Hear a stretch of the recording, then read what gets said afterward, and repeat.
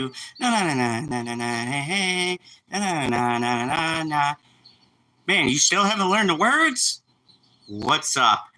For my non-spoiler thoughts, reactions, general feelings of the latest Bad Boys for Life, starring Martin Lawrence and Will Smith and a bunch of other people.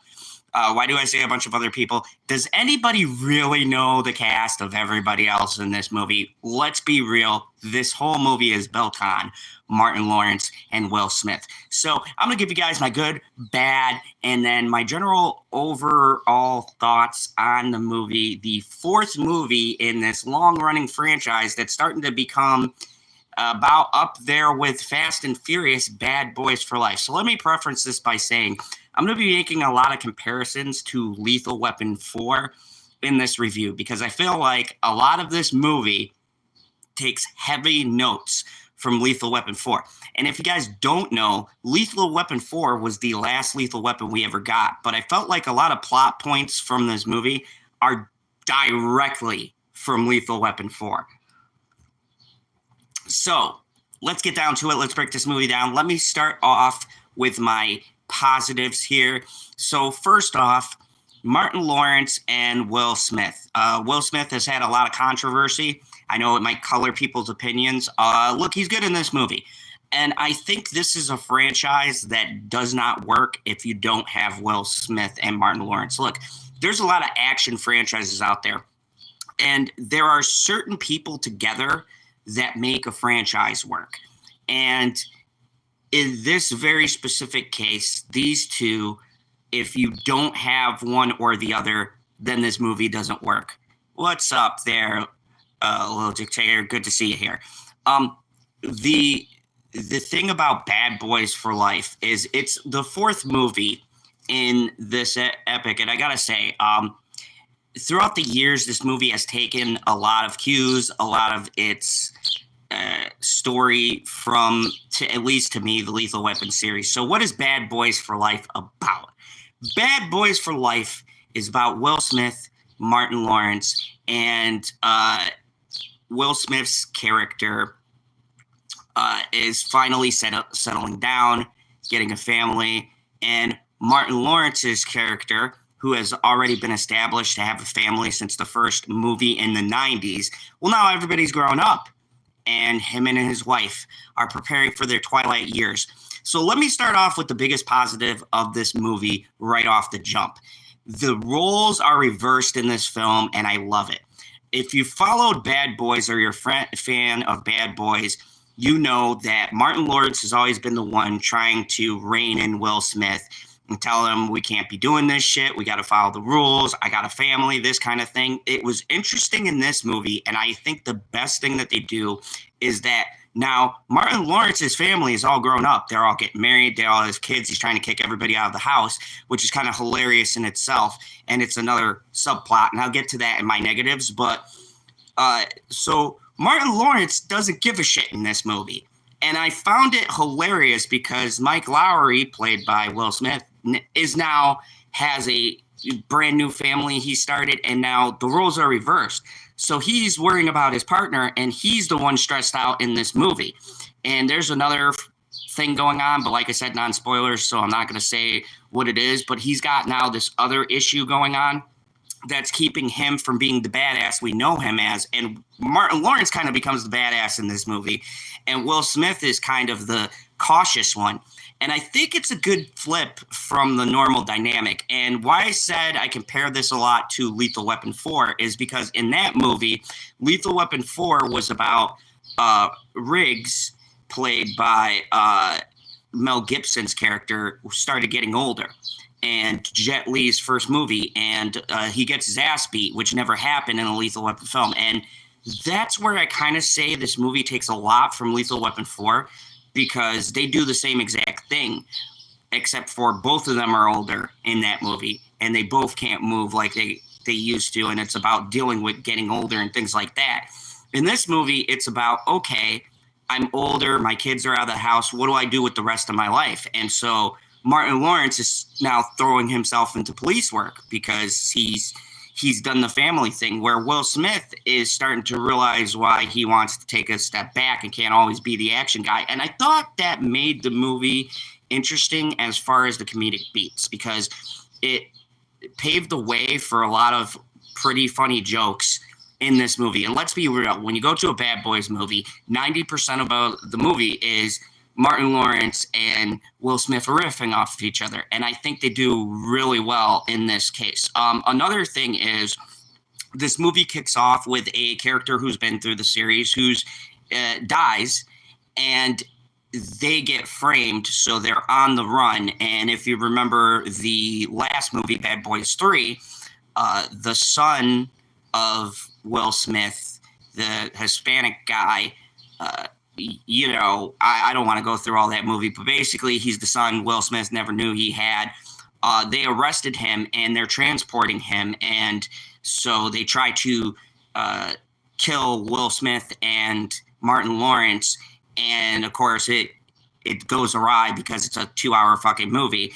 And so they're on the run most of this movie. And there's also a lot of funny notes in this where basically Will Smith and Martin Lawrence have always been on the right side of the law. Will Smith kind of walked that very gray area in the movies, but they suck as criminals. And it is so hilarious watching them trying to figure out what's going on without the power of the police force behind them. So I thought that also made an interesting thing. And don't get me wrong, this isn't breaking new ground. There's 150 action movies that have done this. The good guys are framed. It's a trope that's used a lot, especially as the series gets older, where, hey, what's up, Theo? It's good to see you. This is my non-spoiler review for Bad Boys for Life. So strap in. It's going to be a little bit, but not too long. I don't want to spoil any of the movies. So like I was saying, this is a good dynamic where they are kind of on the back foot. They are now running from the law, and they've been on that side of the law pretty much the whole time through this series. So it's interesting to see them. Hello, Jory. Good to see you. Welcome. My non-spoiler review for Bad Boys for Life. So, I'm going over my positives, and then I'll get into my negatives and my score.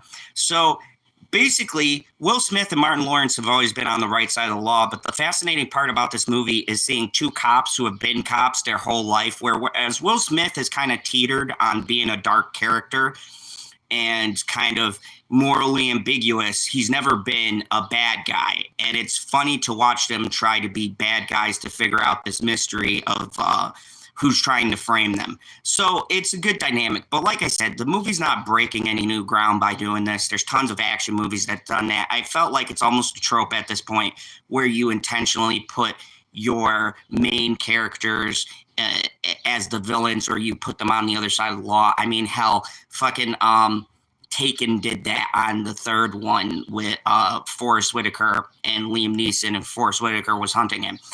This takes a lot of different movies and it kind of mashes them all together. And I think for the most part, it succeeds. The acting is serviceable. I'm not going to say it's the most amazing acting. It's an action movie. It's like saying Fast and Furious has great acting. It doesn't, but it's good enough for you to be entertained. And also, I want to say the set pieces are great. There's one in particular.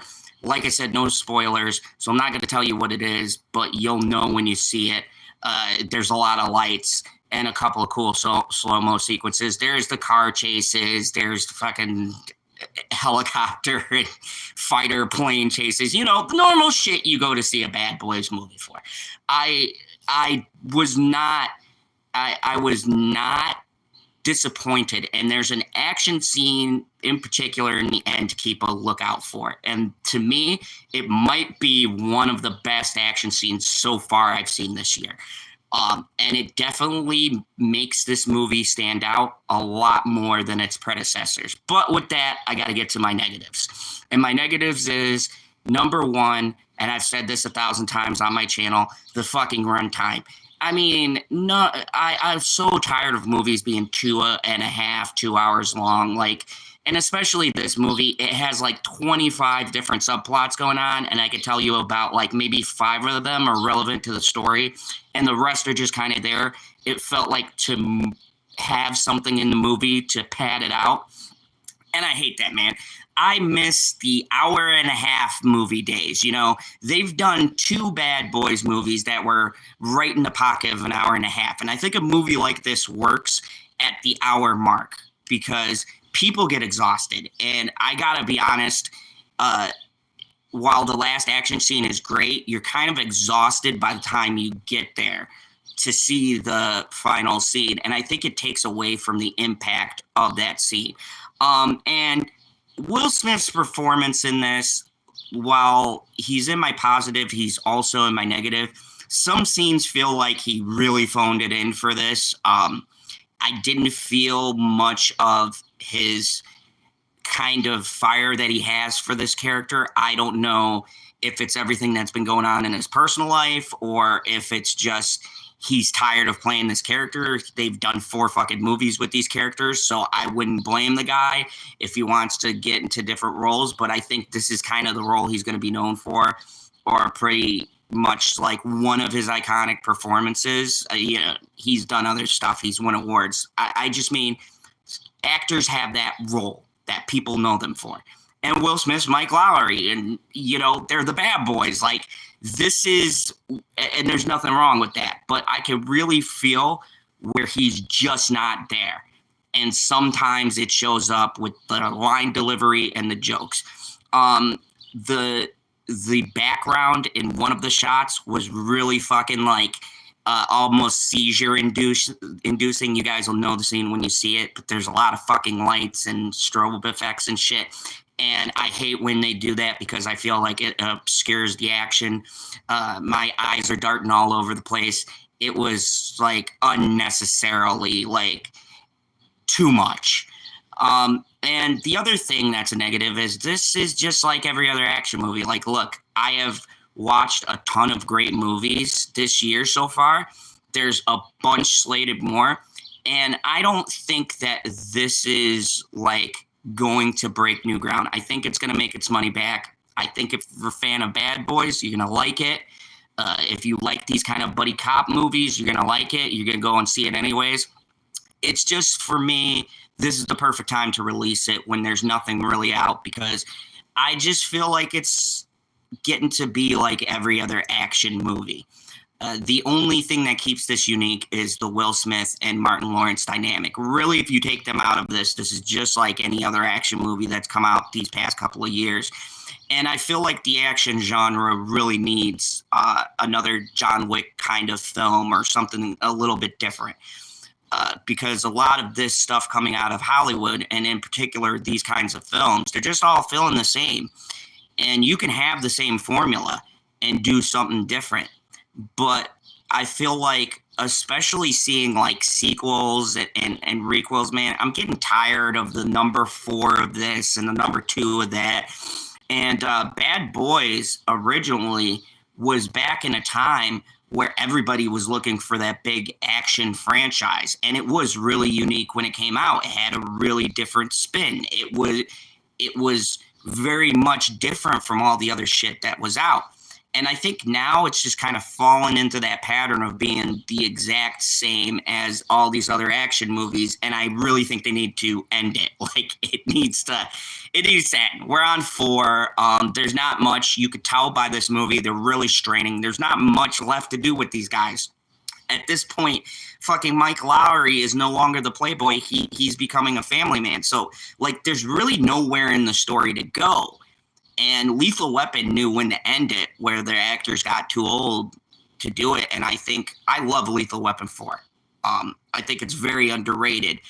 But they knew when to cut that series off. And that was a good point. And I feel like Bad Boys, much like everything else, is still trying to chug along. And, you know, like it or not everything can be a Fast and Furious and be revitalized by like the 5th fucking movie. Some franchises just need to end, and we need new shit. And I know it's a silly complaint. Maybe people feel this way, maybe they don't. But I just kind of feel like this is a natural progression of this story, and this is good enough to call it quits. Like, let's be done. We've had a good run. I mean, Martin Lawrence is getting up there. Will Smith is getting up there. Not to mention, with all the shit going on, I really think he needs to take a break. You could tell in his performance, he's very half-heartedly going through the scenes, and I think this is just a good time to end this series. But overall, I had a fun time. I rate this movie a 7 out of 10. I don't think it's breaking any new ground. I don't think you're going to go and see this and think it's a spectacular movie, but I don't think it's bad. I think I've seen a lot of shit, and if you're in the mood for a good action movie, don't try to figure out the logic. Shut off your brain. There's a lot of shit in here that happens out of convenience, or some person is just somewhere where they need to be to get the information that they need, that kind of a thing. And, that's not new for these action movies, but, it's a very turn your brain off, go watch some funny quips, watch these guys interact with each other, get a really great action scene at the end of the film, and go home satisfied. I think you can see worse. So that's it. Bad Boys for Life. I give it a 7 out of 10. If you like this video, hit that like, share, subscribe. Tell me in the comments below, what's your favorite action franchise? Do you like Lethal Weapon? Do you like Bad Boys? Are you a Fast and Furious fan like me? I'm too invested, man. I got to see how it ends. John Wick. What's your favorite action movie? Tell me in the comments below. Thank you, everybody, for watching. Don't forget, tonight we do our tier list for our favorite comedy movies from I think from the 90s into the mid 2000s. We did the first 20, and you can check out in my videos below and watch part 1 of the tier list. We're going to be doing part 2 tonight, the last 20 movies on our tier list. So join us, and you can see how we rank all of these iconic comedy movies. It'll be me, Chris Knight, Pop Culture PB, and Justin Proper. Thank you, everybody. And remember, here in the Phantom Zone, there is but one rule: kneel before General Zod.